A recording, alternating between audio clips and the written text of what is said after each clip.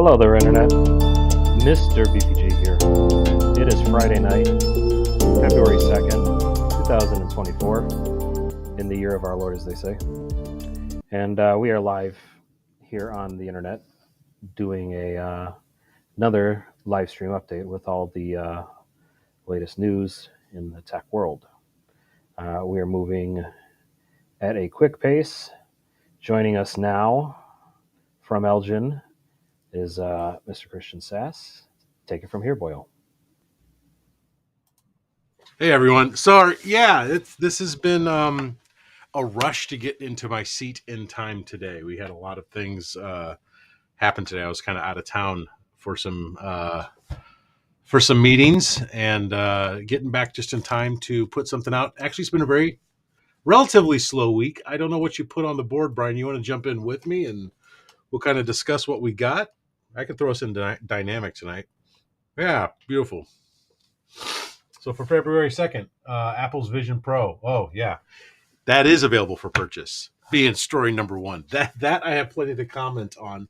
I did see the about 3 or 4 different reviews on said product. That's a pretty hefty price tag. What was it coming in at? $44,000, $3,000, $4,000 price range. Let me pull it up here. But MKB, what's the? I can't even remember the name. I subscribe to his channel and I can't remember the name of the channel. But MKB did a review on that, and there are some things to be desired. Obviously, it's a first run unit, but that we now have a different platform that we are shooting to create content for. I think as creators, that's going to change things, but probably not in the immediate future. Sorry, I got a bit of a head cold happening today too. It's been a long week. But I don't see it making any major changes. For me, it seems that the Apple Vision Pro is going to make some changes in our industry, in how we consume media, but I don't think it's going to change too much how we produce it. I don't see a ton of new 360 media being demanded, and I don't see that being the proper use of it yet. I mainly see that. I do have a feeling that the Pro that they're using here is going to be for people who lose mobility, people who have issues necessarily using your hands, your MS, your other things that could qualify, where this is going to be Stephen Hawking's technology made available to us, for those of us who need it, but might not necessarily be the end all be all product for what we're going for. It was just an interesting story and price drop.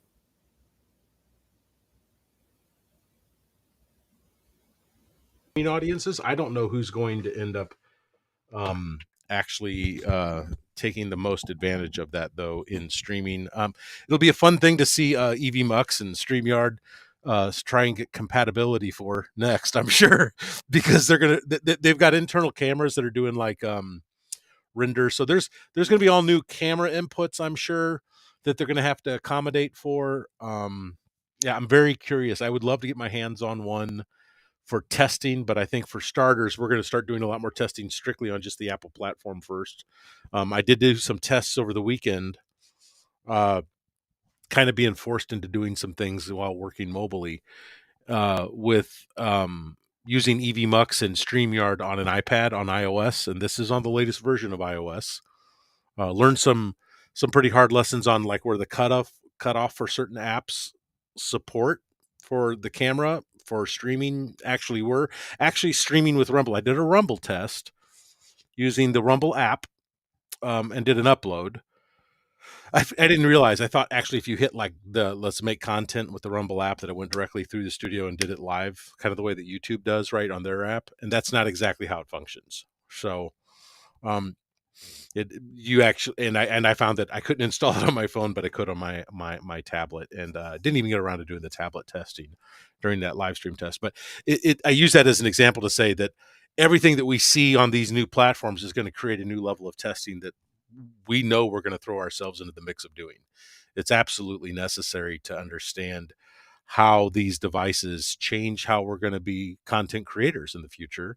And if you're building software as a service, um, this is a new target for you to get specs to build towards. So I'm wondering myself if StreamYard or EVMux are already testing with those and considering what it's going to look like to use their product within that ecosystem.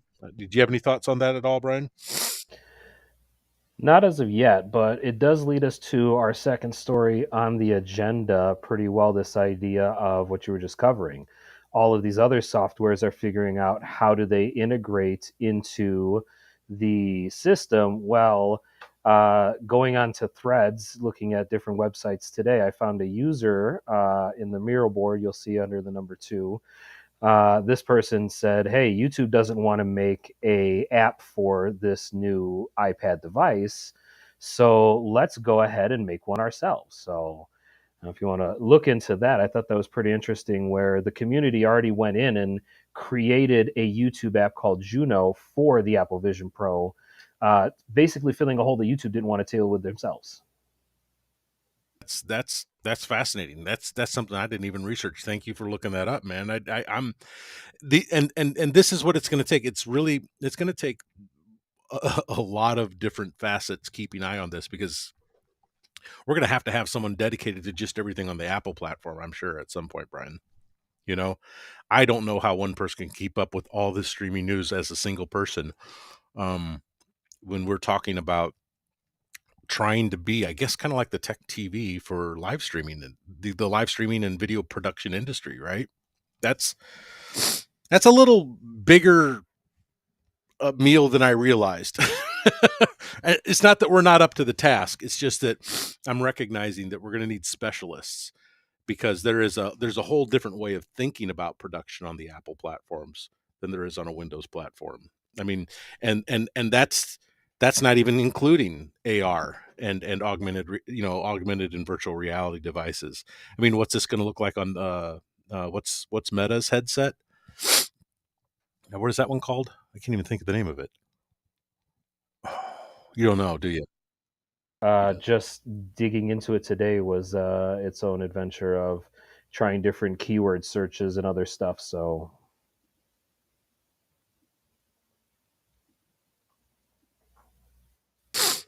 So I believe that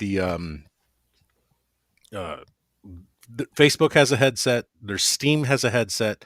We're going to probably have to spend some time doing a deep dive on all these headsets. If we have to purchase all of them in order to do it. It's going to be a requirement just to be able to make sure that content creators are operating from a place of actual knowledge. I mean, I'm not going to drop $3,400 on something until I know it's going to work on all the platforms I plan to use it on. That's a pretty expensive toy for most people, unless it's a proven work device. So, good find, man. We have new things that we're going to be strapping to our faces. Number 3, we have StreamYard releasing portrait mode. For all of those who were wondering when they would catch up with EVMux, they have done the deed and made sure that all of those wanting to make content for Instagram, Facebook, and those who like to watch things on their phone without getting carpal tunnel can watch all of their content created specifically for them. I'm curious to see how that works out in their editors.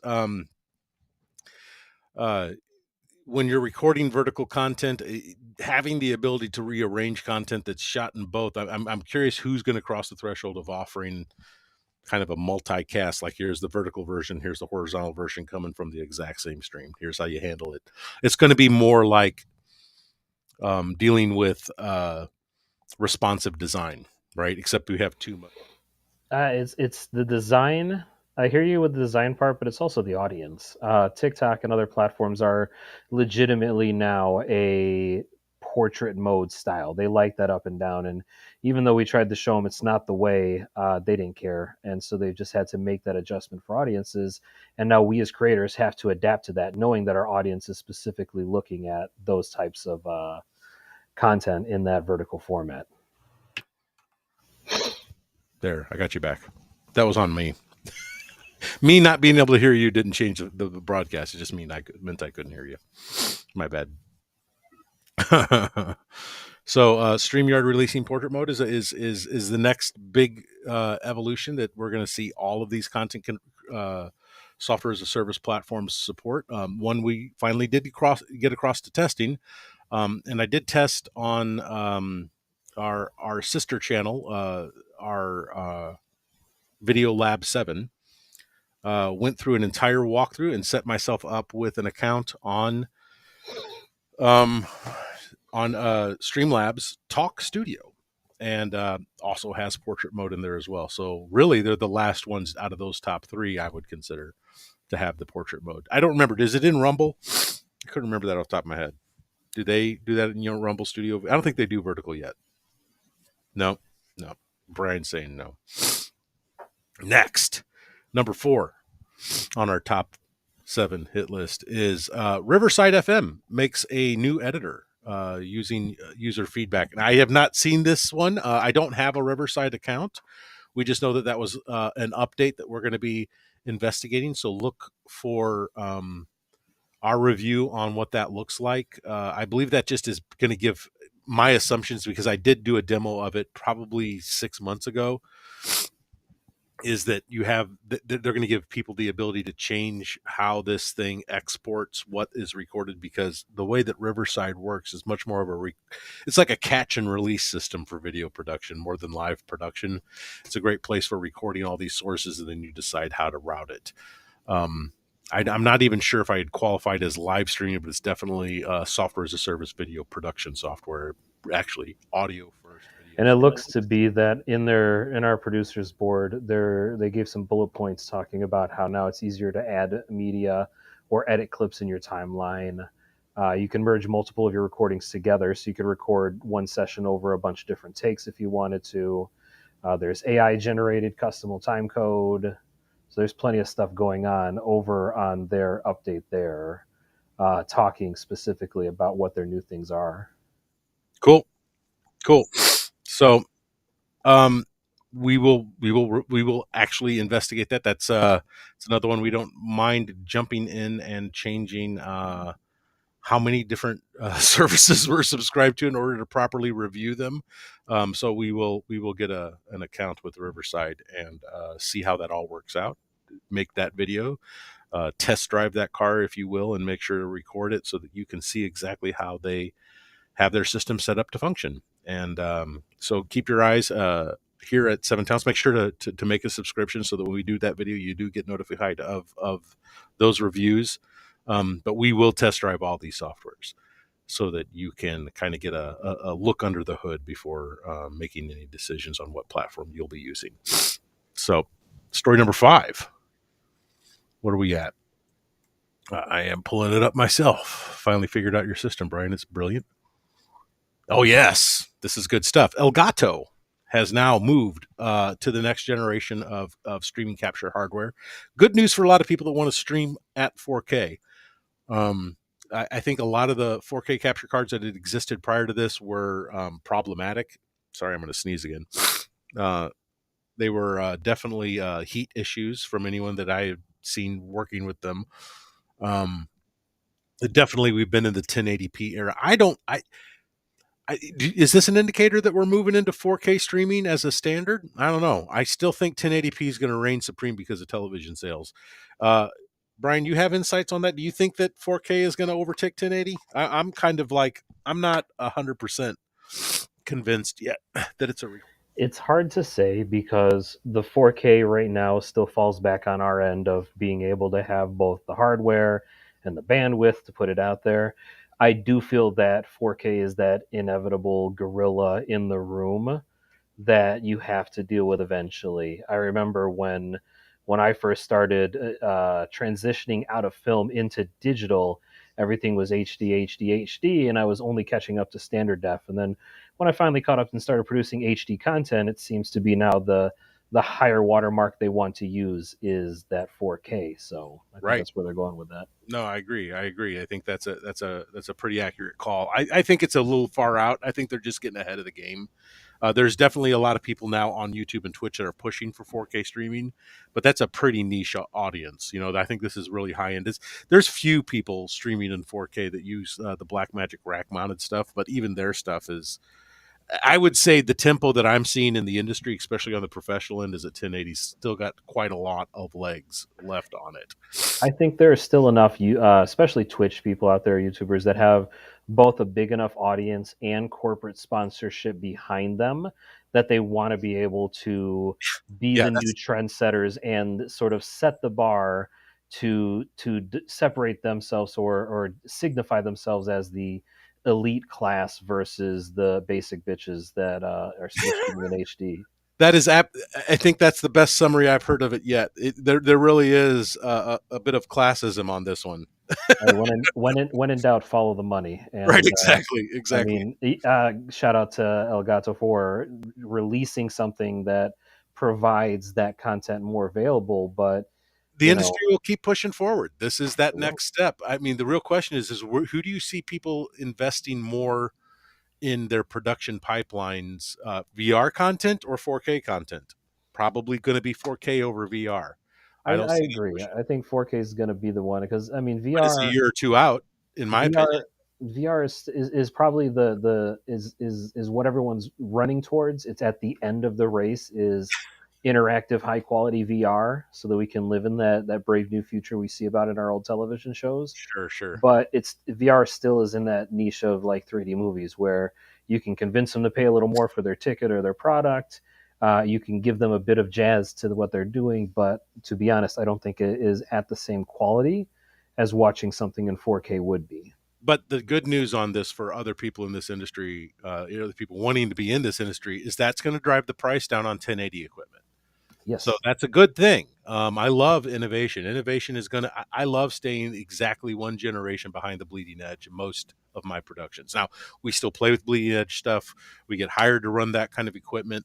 But is it worth the investment? You might want to hold your wallet a little closer to the chest at the moment. Is my suggestion. Okay. What's our next item? Number 6. This is where we were running stream, but EVMux made their virtual what they call their virtual town hall, and Yep. they did release and announce that they've improved their virtual camera quality. That was the Oh, biggest good. update they had on their broadcast. So Was we talking about better chroma key stuff? I Is think that so. correct? I didn't fully test it. I didn't want to set up the green screen On this round, today for this we are round. in.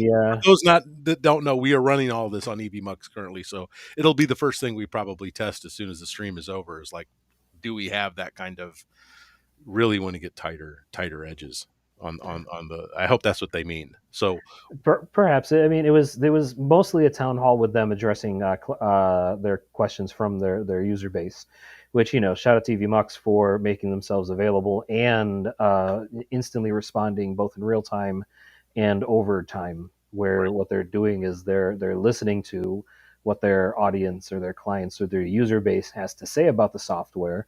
And for the most part, those of us online and using it have all very positive things to say. They're just, from people from different backgrounds know what's capable and what other softwares are doing. So they do a great job at making themselves available, listening, and we're then, building community in the process too, which is awesome. Which is the yes, right way to market in the up burgeoning economy. You want people who are loyal. You want people who are part of the family, so to speak. And I think anyone who's smart in this industry knows that there's a lot of competition out there. You want uh, because here's what's going to happen. Um, your guys that you chose may or may not have the latest and greatest feature, but the is what we have seen in this short order of time is that just support who you want to support because they will compete with all the other people on that platform. If they don't have that feature down, they know that's in demand. Support the guys you want to have that feature and let them know. Give them that kind of and on conversely, if you feel that your voices are falling on deaf ears, there are other options. You know, go to the people who are responsive in development. So that's the gauntlet being thrown down by the open market and by the free market system we're all participating in right now. True, but as far as these softwares go, not having worked with StreamYard yet, I know that you're more in depth than that, and we're currently, stress testing every one of them. Yes. EVNux is providing a decent product. Both I you and agree. I have been able to And this is not a paid almost endorsement. We make not a paid nothing. endorsement. This is just I'm just pointing out that we have. I don't want to call it effortlessly, but knowing what effort it takes to create what we have on screen now, and sort of feel like I'm in almost autopilot mode where you're Yeah. still pushing buttons, I'm pushing buttons. Yeah. I'm here getting a show set up, but it This took is the me endorsement a they didn't know they fraction needed right of here. the time. Yeah, The yeah, endorsement is that Brian and I have, and this isn't like some swagger thing, but we have professional experience and we have expectations on what software should be able to do. And sometimes you use a software, and like I said, we're not paid to make any statement one way or another on this. My I feel that StreamYard, while it may be more reliable in some areas than EVMux, has a much more simplified interface and doesn't offer as many opportunities to do real production control. And I think StreamYard has forced their hand to develop that software. So it's good. We need competition. That's how you're going to have this neck and neck innovation race. So if they had no competition, they wouldn't develop as fast. well, that's kind of the theme of what I was going with these stories. Also, was looking at the companies from top to bottom and how they're responding to their client bases. And Apple releases a new product, but YouTube doesn't want to support it, so a maker makes their own version of it, and boom, it's covered. Right. StreamYard listens to their audiences and brings out portrait mode because they realize a lot of creators want to just go to TikTok or Instagram. They want to use the format that is desired by their audience and by their platform. And then same with Riverside, literally listening to their feedback, same way I was just pointing out EVMux does. For Right. our last story of the day, What do we maybe going a complete opposite direction as to listening to the feedback. So I'll just tease it up while you give yourself a quick review, and then All back right. to our I'll agenda, get ready to read this one. so we can remind the audience of what's going on. But I fell deep into the AI rabbit hole.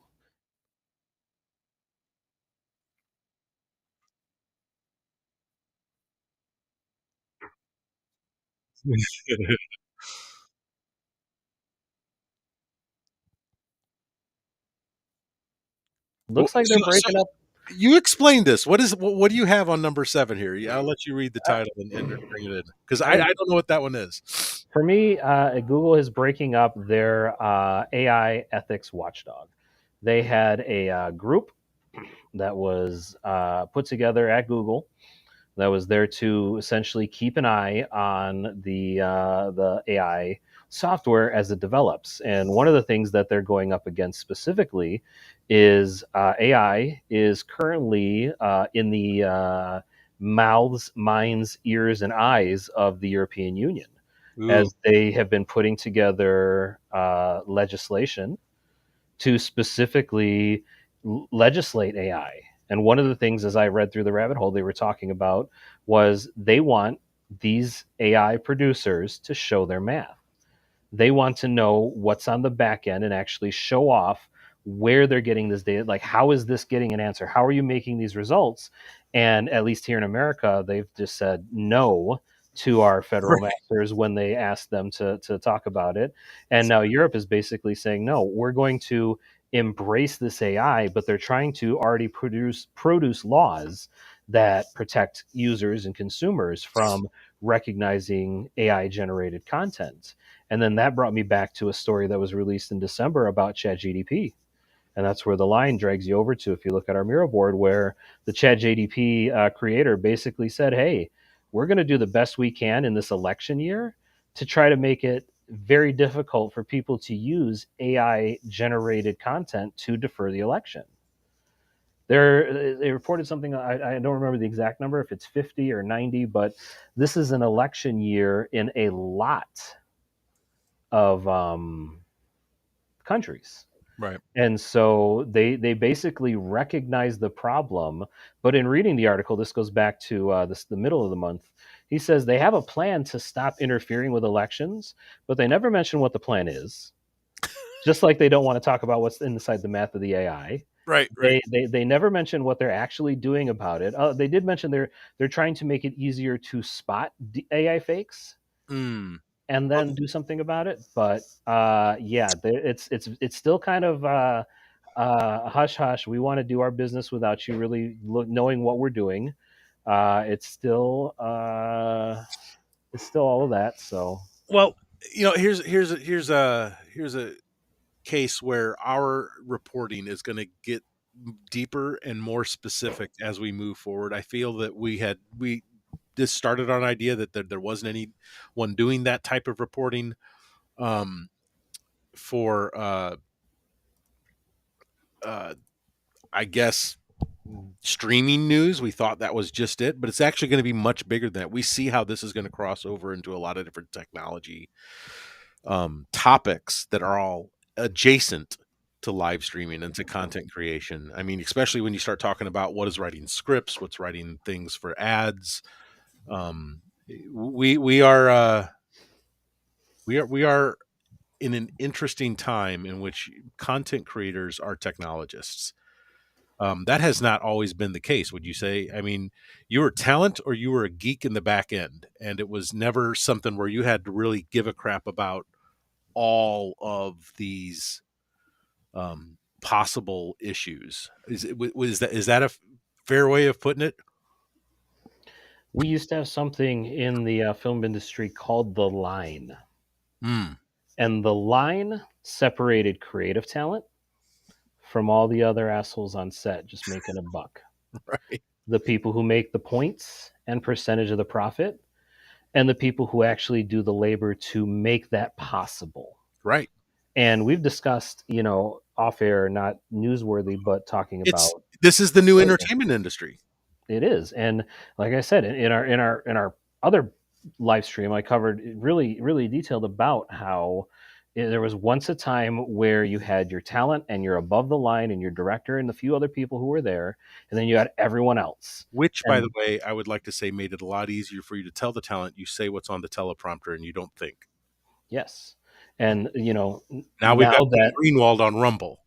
correct, and so now that people have the freedom to choose where they get their information from, the line of talent and producer and content is blurred so much so that you could literally be all of them from your location, depending on how much time you want to take learning this technology.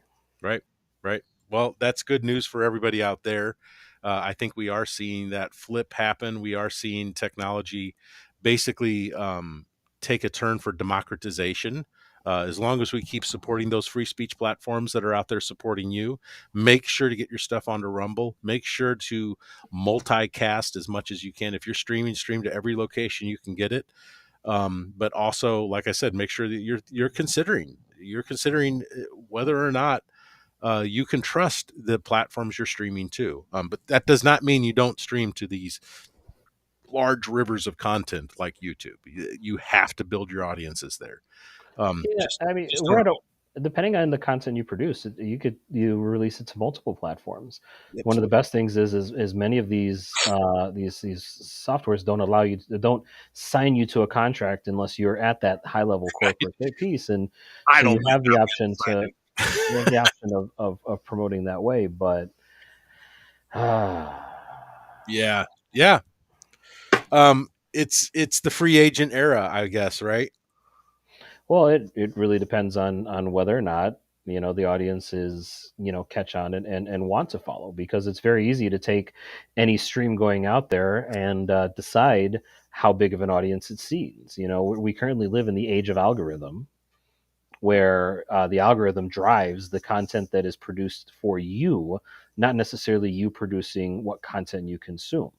You choose the things that you like, and then that algorithm reads you, studies you, and tries to push you one way or another, whether it's off a cliff or into the arms of a lover.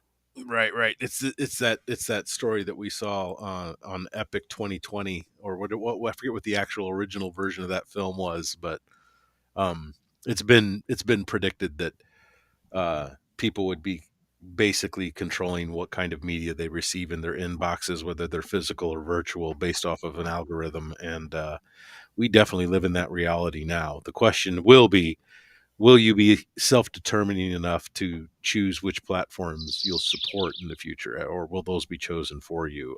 Right now is your chance to get involved in this game. I encourage anybody who's ever wanted to get into live streaming to just start. Get yourself an account on StreamYard. Get yourself an account with EVMux. I don't have any join codes. We don't have any affiliate codes right now to share specifically. I honestly don't care where you start. If you just start, you may find that this is where you belong. And if you do, we're going to be there to support you. We're going to be there to help you out. Make sure to reach out to us. We have an email here at the bottom of the screen, info@seventalents.com. We want to be your partners in your live streaming journey and help you make the best content of your entire life. Of course, we're still trying to make ours as good as we can. We did get a little off topic on the seventh story, but Oh, it really comes down to the free speech, and the only way to combat bad free speech is better free speech, not free speech. And that kind of bugs me about the whole concept is Google, as this great company who's has this powerful tool that they're developing and producing, has made an effort to block people who are there to say, hey, why don't we think about this before we get to Skynet? We already have, they're acting as publishers, right? you know, And editors. and again, I trying to keep this as a news, but you can't stop me with when I watched Fahrenheit 451, or when I read Fahrenheit 451 for the first time. As much as I, like or dislike preachy types of books, the one thing that stuck with me was the robot dog with a needle in its tail that basically knocked you unconscious, and that first scene where you could tell our protagonist is kind of on the fence. He might have books on him, and the dog takes a robot whiff of them and lights its red eyes up and becomes threatening because he's now a part of the group that is against the system. And then the dog stands down until the end of the book. The point I'm going at is that robot dog in the story was terrifying enough in my imagination until I saw Boston Dynamics develop that exact same robot dog. And Black Mirror point out that all they got to do is put a gun in its hand or strap a to its rocket. That's a podcast. We're gonna have to do that, and you and I are gonna have to break down all the Black Mirror episodes and all of our crazy predictions for this tech outside of the news. But that's another show. We have not even yet determined under what banner we're gonna fly that show. So, but I'll tell you what you can do. You can follow us also on X and start messaging both Brian and I. I don't know. Are you on X yet, Brian? Never. All right, X Brian, X is like Titanic for me. X is like Titanic. I'll never watch it. I have no desire to get into it, and it basically doesn't exist to me. Well, I'll tell you what. You can follow me on there. I will be the public face. Make sure that there is just any question you want to fire at us for video production. You add us at 7talents.com on that question, and we'll make sure to notice that. Maybe bring it up on the show. Maybe bring you in as a guest. Follow us there.